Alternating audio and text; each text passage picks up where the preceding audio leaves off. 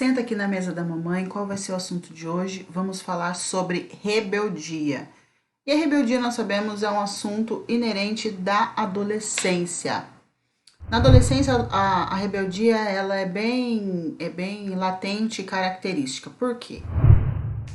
Os nossos filhos, eles são formados, a personalidade e o caráter deles são formados do 0 aos 5 anos, que nós chamamos de fase de mielinização. Depois eles vão passar por uma nova mielinização durante a adolescência. O adolescente, antes ele era criança, ele tinha todo um mundo lúdico e de repente ele sofre essa mielinização, onde os neurônios são revestidos pela mielina. Imagina que um fio ele está sendo encapado.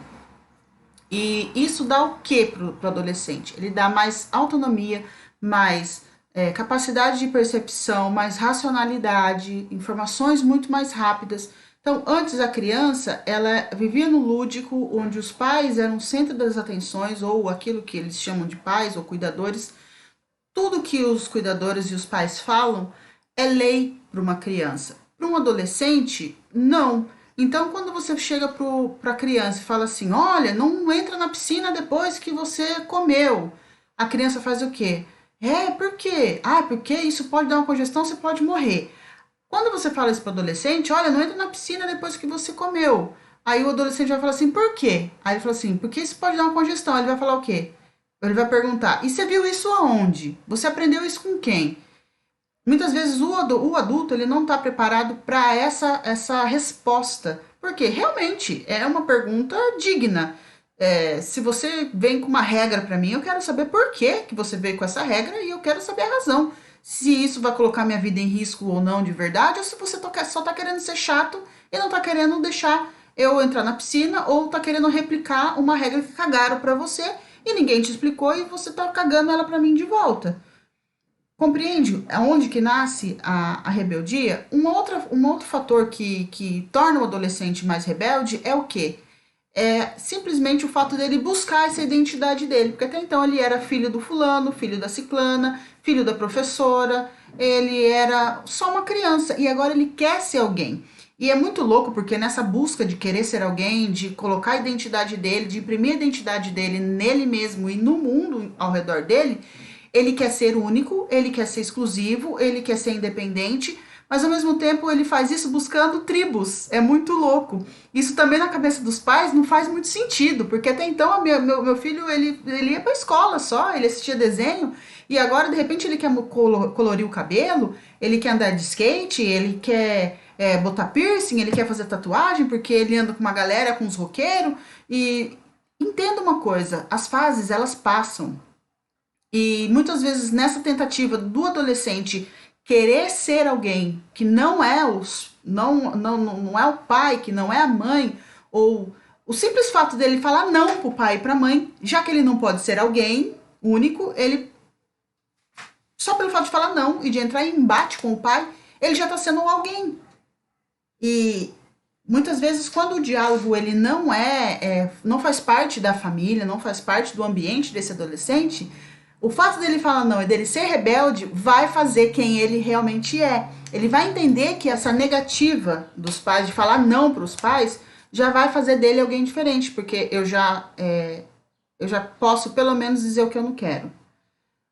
E qual é o problema aí? Quando é que nasce o problema? Quando o diálogo ele não é algo normal dentro da casa, entre o pai e a mãe e esse adolescente, e isso começa a causar uns desconfortos.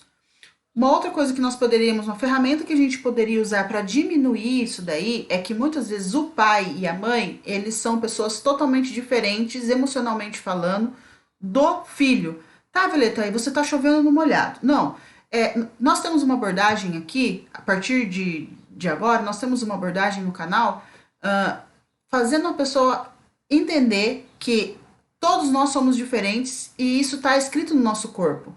Uma pessoa que tem um traço de caráter mais oral, mais psicopata ou mais esquizoide, tem uma tendência a ter as suas diferenças.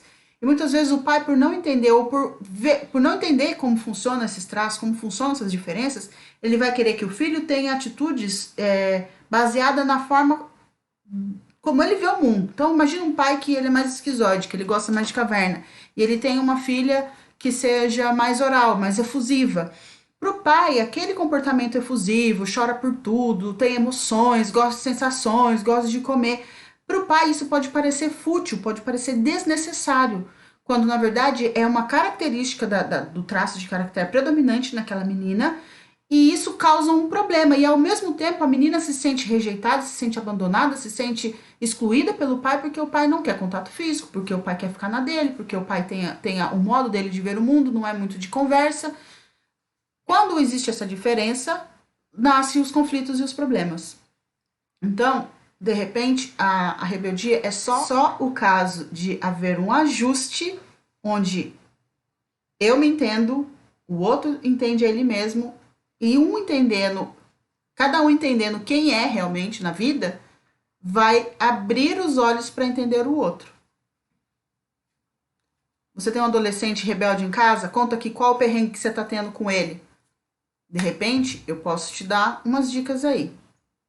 Manda um direct para mim no meu Instagram, Na Mesa da Mamãe, é o mesmo nome do canal, e eu te conto como que você pode entender melhor o seu adolescente baseado nos traços de caractere. Ou então assiste as nossas playlists aqui, que eu já tem algumas, vou disponibilizar muitos outros assuntos. Fica com a gente, manda para alguém que está com um adolescente rebelde em casa. Se inscreve no canal, curte, compartilha e eu vejo você no próximo vídeo.